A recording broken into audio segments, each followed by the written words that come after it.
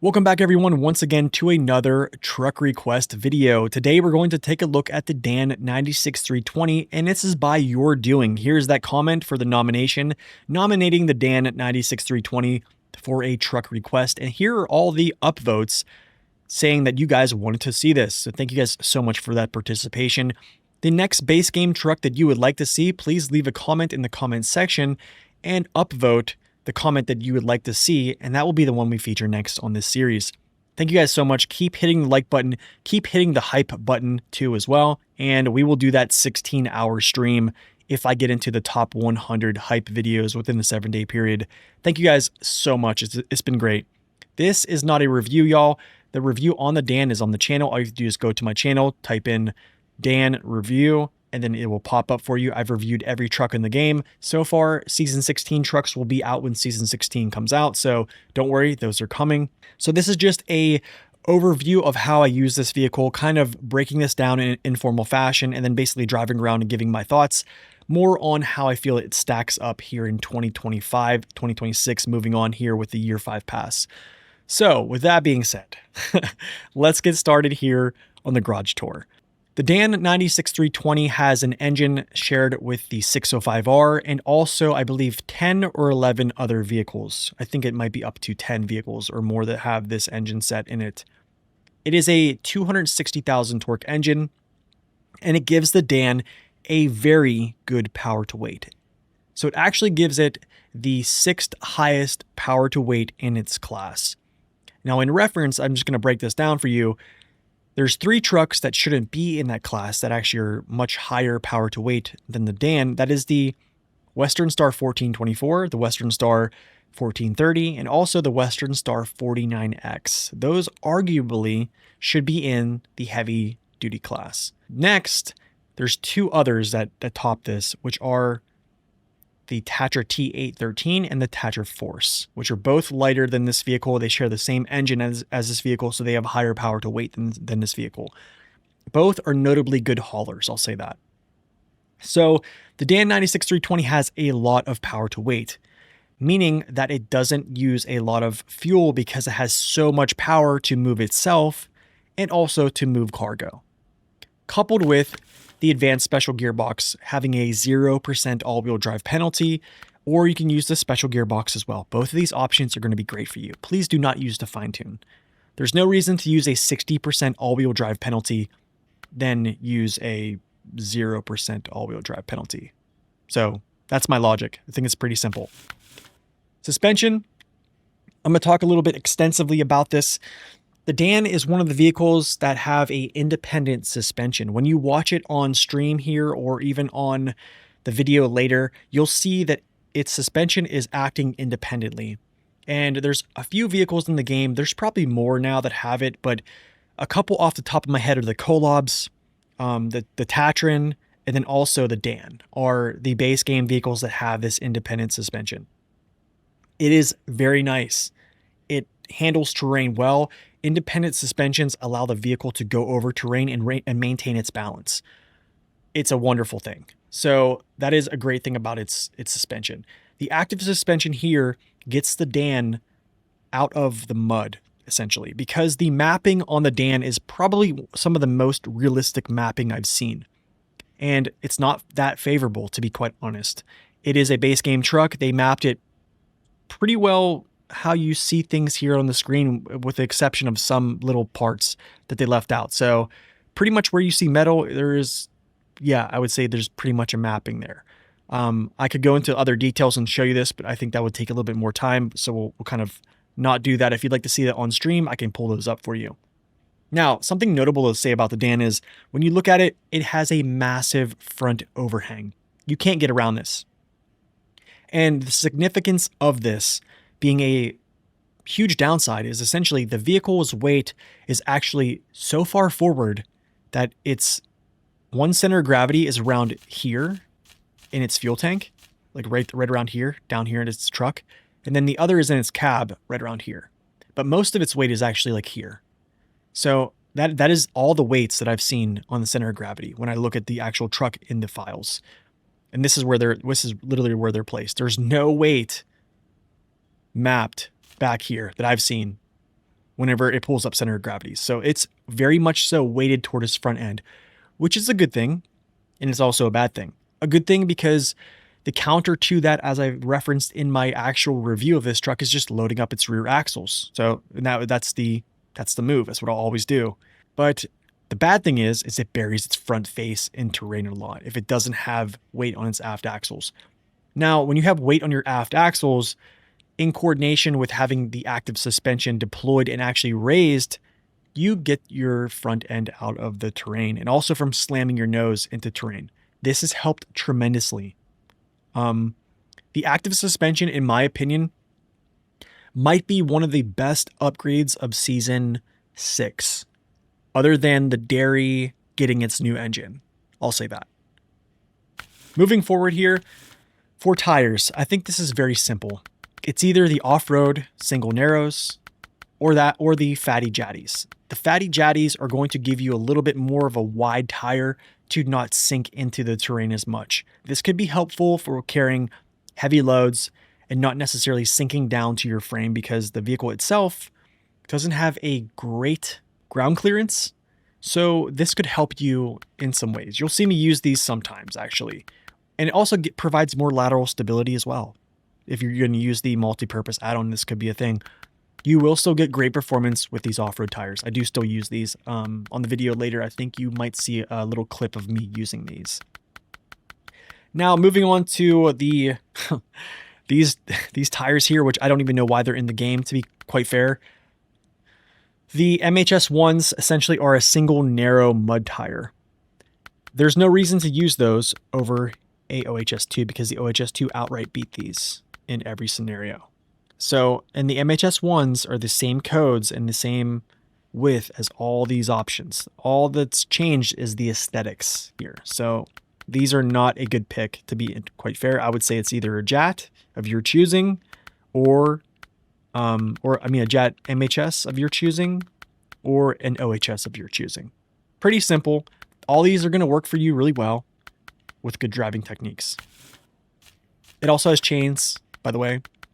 MHS1 chains, so you have chain tires. Moving on, advanced special gearbox, pretty standard. Spare wheel, I would actually leave this on because it's elevated from a surface, so it's not hanging down here. Really nice in case you bust your tire, which happens in the game of SnowRunner, so we'll leave that on. Moving on to add-ons. It is similar in add-ons as something like a 605R, give or take a couple add-ons. So in my humble opinion, the Dan has potential that's still not reached. And I think it's really just due to not having combinations of add-ons to essentially make it one of the better overstacking vehicles to pull massive loads because of what we just talked about with its engine sets, its power to weight, and just how good that power to weight is in its class. So when you actually look at it, the Dan has, well, it can only carry long logs. It can carry medium logs now because of this saddle low. So you can do that, the double medium trailers and stuff like that. So now you can open up to yourself to pulling more logs, but in general, it just doesn't have many add-ons. It's a great support vehicle. I use it a lot as a support vehicle, actually. The only problem is you can see the suspension collapses pretty far with weight, and that's something that a double tire would fix. But my goodness, could you imagine the Dan with double tires? That'd be kind of crazy. Other than that, it pretty much doesn't have a combination add-on that you could use with a sideboard bed, crane, and hitch trailer. It just doesn't have it. The only time it has that combination is with the multi-purpose add-on. You can see the multi-purpose add-on is very heavy. It's collapsing the suspension pretty low. This is without the pushing the active suspension in its position will actually raise this up. So it does get better. But it's also countering the front heaviness of the vehicle. So it's actually like balancing this out. I think the Dan is probably one of the best candidates for the multi-purpose add-on. Not just because it doesn't have a crane add-on attached to it for an add-on option, but because the vehicle itself is very stable. Its suspension properties are independent. Its frame flex is actually rather good, and its center of gravities are rather low. Not to mention, it's a very wide vehicle when you look at it. Very wide. So it's very stable. I think this is the only other vehicle I think is a better candidate for this add-on. And I hate saying this, but it's the Mastodon. But I think if you're using the Mastodon, you don't really need to use this because you already have a crane and all those other combinations. So yeah, I think this is a good move for the Dan to have this add-on. I actually used it a little bit, but the only problem is the crane is, in my opinion, is garbage. It's kind of the Thatcher crane, which doesn't extend too far. It doesn't boom very high. And that's a problem for me because a lot of times when I'm trying to overstack, I want my crane to go as vertical as possible just to be able to place overstacking cargo where I want them. Let's say I had cargo here and I wanted to overstack this, right? Maybe like a couple pieces of low pro. Let's say they're like cement. So one cement, I can get the second one on here probably. The third, this boom probably wouldn't get me up that high to place that down accordingly in like this little box right here. And that's my quarrel with this right here. If this could boom higher, it would be great. Other than that, it's nice that it has a crane. I'm happy for that. I'm happy that it gets the fuel tank, repair parts, and the 4 spare wheels. That's awesome. Another thing you could do with this as well is you have your hitch trailer here, 5 pieces of cargo, and then you can overstack on top of this piece right here with like a 2 slaughter or something like that. That is also an option. So these are things, but I think because the Dan doesn't have the low saddle with the crane or even the bed with the crane, I think there's a little bit of potential of this truck basically overtaking other vehicles as prime movers. So that's kind of like where I'm going to leave it. Now, let's get started here on the driving portion. I'll talk about my experience with the Dan in my playthroughs, how it stacks up, and also how it's going to stack up here with trucks coming out in 2026 and beyond. In recent years, the Dan has gained a lot of popularity within the SnowRunner community, similar to that of the Step 310 Echo, but it hasn't always been this way. During the 2020 release of SnowRunner, the Step 310 Echo and the Dan, both being from Tamir, were very much so overshadowed by the Tega, the Vorons, and the Azovs. And the reason for this was because of all the talking heads on YouTube essentially saying, get these trucks and only these trucks. They will give you the best performance. They are easy mode. Go get them. And back in 2020, when I had no clue about SnowRunner, I was probably a little naive, and I just believed that these people that were making these videos were essentially folks that just knew crazy amounts of the game, and I couldn't be even more wrong about it. Now that I've been doing this for a couple years, I look back and I'm like, man, why didn't you just play the game as it's supposed to be played? And essentially it's like, hey, I made mistakes, whatever. I used those vehicles and made the game easy, but they did overshadow the Dan 96320 in a lot of ways, and it took me losing that game save file to come back and actually notice how good this vehicle is, and that's noted on my review. The crazy thing about the Dan is it has so much potential. Why? Why does it have so much potential? Well, it has an abundance of power to weight. It actually has more power to weight than the C500 does. And I've overstacked with the C500 a lot. The only difference is the C500 has a small crane in conjunction with a sideboard bed or a saddle, and the Dan just doesn't. And that's the thing, the Dan has amazing suspension, amazing stability, and good weight. It has enough weight in its front end to keep its nose down, but it also has an active suspension to keep its nose from bashing itself or even digging into different surfaces. And the way to counter that front end being heavy is essentially loading up its rear axles. But the thing is, you only can do that so much with the add-ons it's provided. If you had that small crane, you would be able to load up its aft axles even more and essentially just drive more traction and balance that with sinking because it only has single axles in the back. So you kind of have to be careful about that as well. But the Dan is one of those vehicles that I feel its potential remains unmet. And if I were to rank this in a tier list, when you go back and look at all my tier list, the Dan ranks pretty high, but it also continues to creep up that list even farther. And that's just because I realize that there is essentially one thing holding back the Dan. is not allowing it to load up as much weight as it can potentially hold. Because if it did have that small crane, I believe a lot of folks would probably place the Dan much higher on their tier list, and you would most likely see its popularity grow even higher because of that combination. And just knowing how much more cargo it would be able to hold, having superior stability, superior power to weight, and also having just amazing fuel performance as well.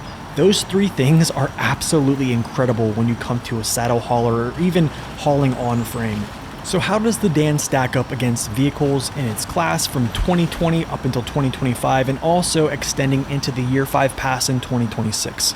Well, I think the only really downside of the Dan that I can say is it's probably its ground clearance still, just because its collision mesh is mapped pretty realistic, and also its tires aren't super big in its class. It has 51s, and I guarantee someone is going to comment it has small tires, but I don't really think a 51-inch tire is small at all. But I guess in the grand scheme of its weight class and the trucks around it, I guess you could probably make that argument. But I still believe the Dan holds its weight against a lot of vehicles that are in that class, because I think the big three, which I talked about, is fuel performance, stability, and just straight up power. The Dan has all three of those. So with all three of those, I think its potential is absolutely phenomenal. And maybe one day we'll get something to boost that potential and we'll see it. But until then, we can just theorize of what Sabre will do in the future in the year 6 pass, and hopefully they come back to some of the base game trucks, because they are absolutely in need of some type of quality of life upgrades.